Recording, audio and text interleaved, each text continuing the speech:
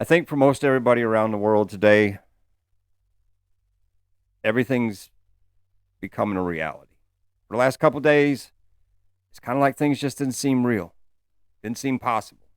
I mean, if you're like me, you kind of get back up in the morning and you look and like, that really happened? Because it just didn't seem real. But as the weekends progressed here at Charlotte Motor Speedway, it's becoming a reality and it's sinking in. And I don't think nothing could hit harder than the car that Kyle Busch was supposed to drive this weekend being unloaded from the transporter in the silence in the garage.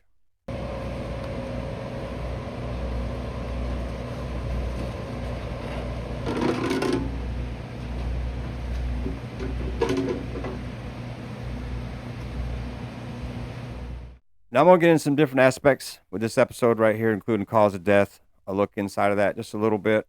There's different aspects, so I hope you stick with me for this, because if you ever follow me through any of these episodes, this is a heartfelt one, for real.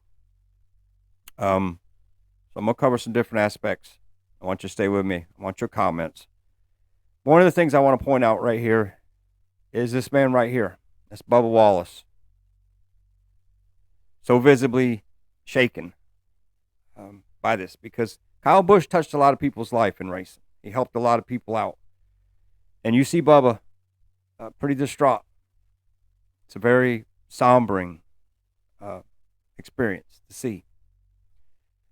And here's what I want to start out with right now that I want to make a point for everybody.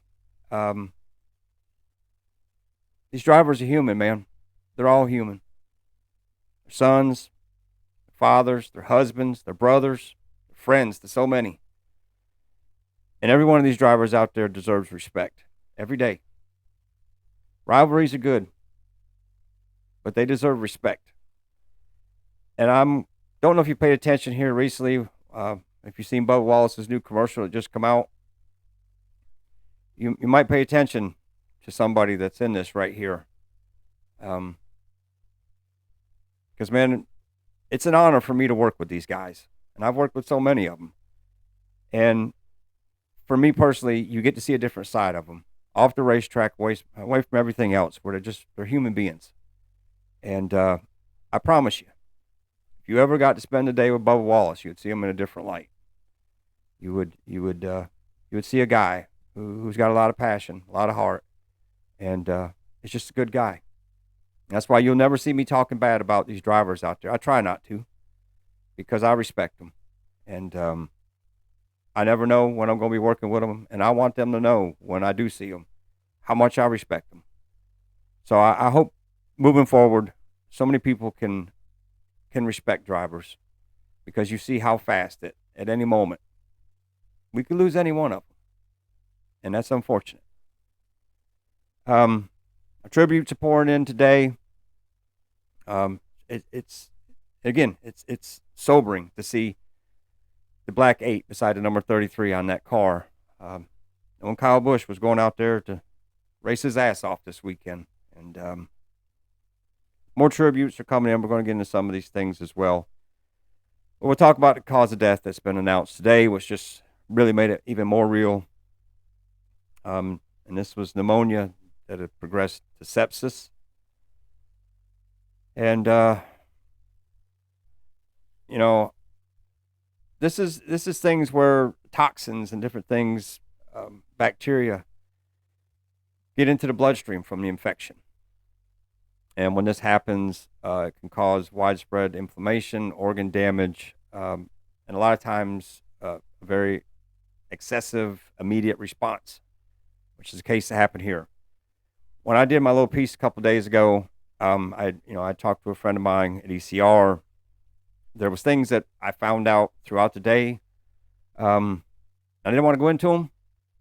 I think I even misspoke on saying he was picked up from the home with ambulance. I just knew he was, because there's different things. You got to understand, I'm on different, I'm in communication with different people. And a lot of different people had different things. Some people that worked at the hospital or had family members worked at the hospital had said things. There was different things out there.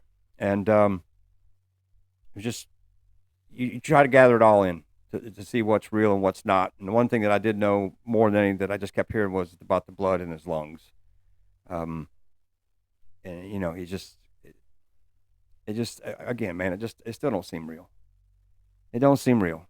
And you know, I know there's going to be a lot more come out about this, about what proper measures taken, with his care, could this have been avoidable? And the fact of it is, it's too late now. So I hope there's no finger pointing or blaming anybody, because it's just not the time. It's just not the time. Now, as I say, tributes coming in. I mean, Indy. Take a look at this at Indy. Outside of that, we got, you know, drivers are putting Rowdy's name on their cars. Just it's a very somber weekend, man. I was supposed to be at the racetrack this weekend. I was supposed to be a guest on a podcast taking place at the racetrack, and I just couldn't bring myself to go.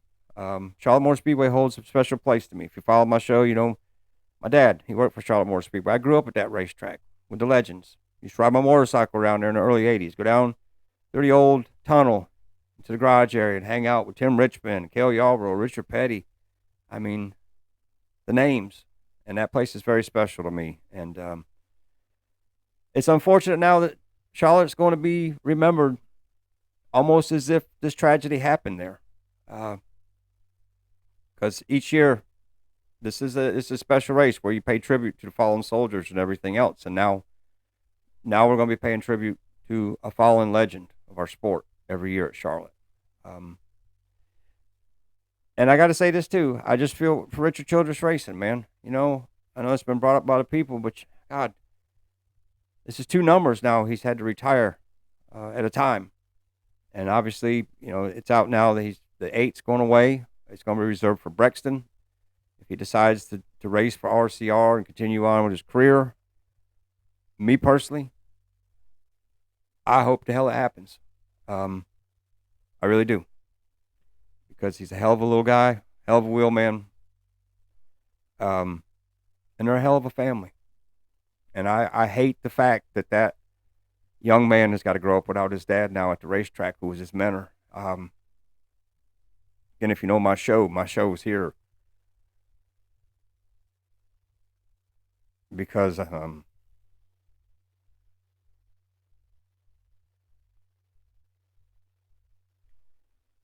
this whole show started because I lost my dad, and then followed up with losing my brother, his wife. And if you know my story about this year, with my son, it's tough. I wish my son's still with us. But it's hard. And when you deal with things like this, it's really hard to deal with.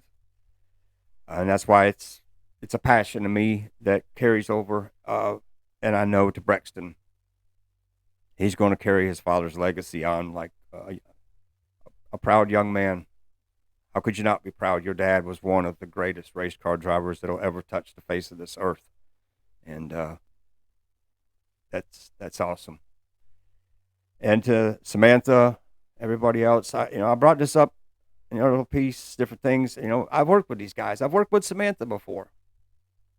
I worked with Samantha on the Racing Wives. There was a whole intro to the show that they scrapped, but it was a cool intro where we did a pit crew scene basically with all the drivers' wives there that were part of the racing show, or the Racing Wives. And I got to spend quality time with Samantha that day, and I've talked to her the dirt track, and she's always got Lennox in her arms right there close to her. She's a good mom, man. She's just a good person. And it's the same thing. If you had a moment to spend with her, if you had a moment to spend with Kyle, so many of these people away from the racetrack, you would understand just how special of people they really were, and they are. And I'm gonna finish this up with this because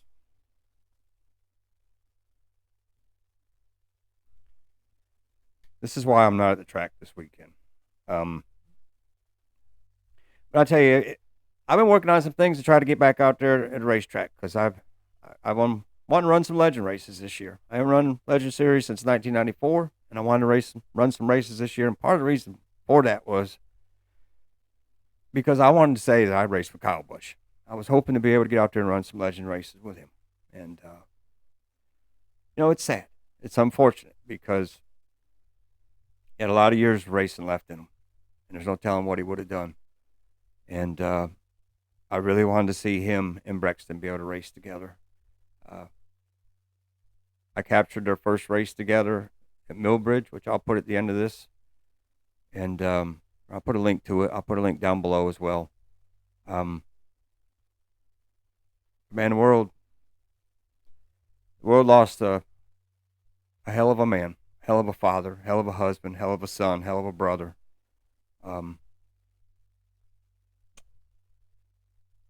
It's going to be different.